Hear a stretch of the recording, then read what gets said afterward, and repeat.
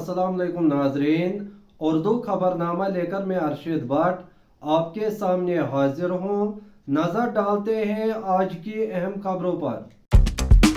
साबिक मरकजी वजीर यशवंत सिन्हा की क़यादत में आज CCG के एक वफद जिसमें साबिक एयर वाइस मार्शल कपिल काक, सीनियर सहाफ़ी भारत भूषण और समाजी कारकुन सशुबा बारवे शामिल थे, ने हफ्ते को मीरवाइज कश्मीर मौलवी उमर फारूक से निगीन में वाक़ा उनकी रिहाइश गाह पर मुलाकात की।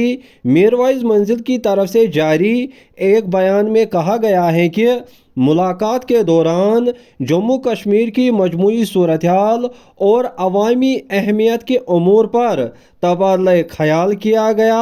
उन्होंने कहा कि बातचीत में इस अमर पर भी गुफ्तगू हुई कि मुस्तकिल बुनियादों पर रवाबित और मकालमे का अमल बरकरार रखा जाए। इधर वज़ीर आला उमर अब्दुल्ला ने आज श्रीनगर में 2 मुकामात पर अवामी इज्तिमा से खिताब किया। आइए सुनते हैं।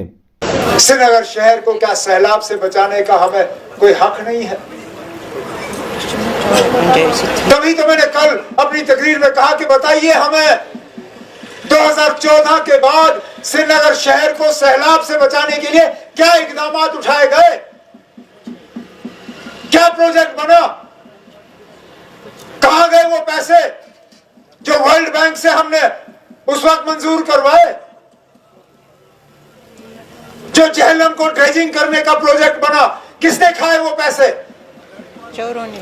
PDP बीजेपी की हुकूमत में वो ड्रेजिंग हुई? कौन था उस वक्त वजीर उस महकमे का? किसकी जिम्मेदारी थी वो ड्रेजिंग का काम करना? और कहां गए वो पैसे? आज आप मेरे डिप्टी CM साहब के खिलाफ उंगली उठाते हो। इन्होंने तो साफ कहा कि खोलिए फाइलें, खोलिए किताबें और देख लीजिए क्या हुआ है। मैं कहता हूं इनकी फाइलों के साथ उस दौर के हुकूमत की फाइलें भी खोलिए। खोलो फाइल, बताइए मुझे कहां गए वो फ्लड रिलीफ के पैसे, किसने खाए चहलम के ड्रेजिंग के पैसे, किसने खाए फ्लड चैनल के ड्रेजिंग के पैसे, किसने खाए वो वुलर प्रोजेक्ट के पैसे?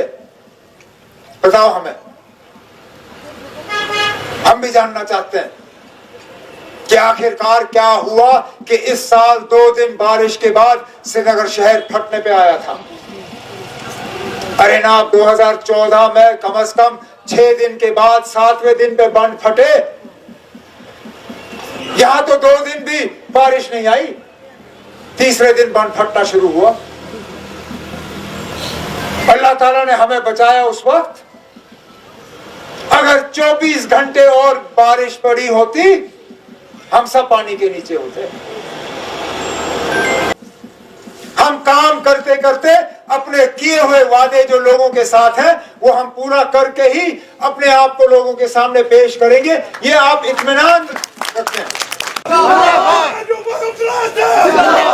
जब मैं कहता हूं कि हम कम से कम मजहब और जात वगैरह देख के लोगों के साथ नाइंसाफी नहीं करते, आप देखिए ना, अब श्रीनगर शहर तो चलिए इन्होंने जो किया सो किया, जम्मू शहर का क्या हाल किया इन्होंने? क्या मजबूरी थी कि दरबार मूव बंद हुआ? ये दरबार मूव शेर कश्मीर की विरासत नहीं, फारूक अब्दुल्ला साहब की विरासत नहीं, मेरी विरासत नहीं। ये तो 47 आजादी से पहले का हाल था।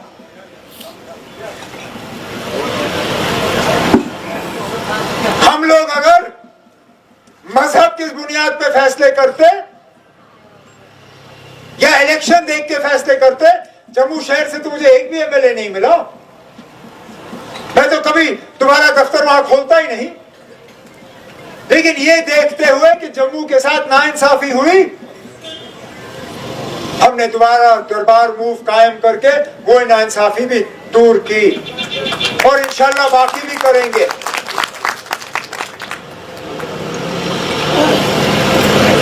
बीच में हमारे रास्ते में रुकावटें आएंगी, मुझे मालूम है,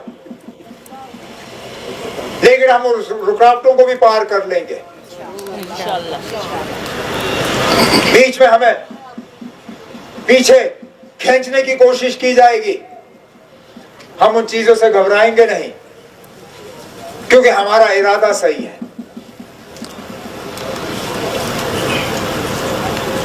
इरादे जिनके पुख्ता हो, नजर जिनकी खुदा पे हो, पहला तमखेज मौजू से वो घबराया नहीं करते। हमारे इरादे पक्के हैं, हमारी नजर अल्लाह ताला पे है, वही हमें सही रास्ता दिखाएगा इंशाल्लाह और हमें अपनी मंजिल तक पहुंचाएगा, ये मेरा पूरा मानना है इंशाल्लाह। जम्मू कश्मीर की तहकीकाती एजेंसी SIA ने 3 साल से मफरूर एक कुलियती मुलजिम को श्रीनगर के बिमना इलाके से गिरफ्तार करने का दावा किया है। SIA के एक तर्जुमान ने बताया कि गिरफ्तार शुदा शख्स की शिनाख्त बशारत अली वल्द मोहम्मद सिद्दीक साकिन करना कुपवारा के तौर पर हुई है। मुलजिम के खिलाफ बाज़ाब्ता तौर पर साल 2022 में एक केस दर्ज किया गया था।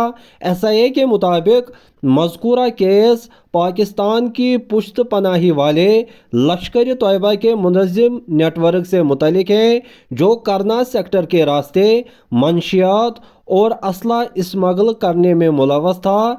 इन गैर कानूनी सरगर्मियों से हासिल होने वाली रकम को जम्मू कश्मीर में मिलिटेंसी की माली मामलत के लिए इस्तेमाल में लाया जा रहा था।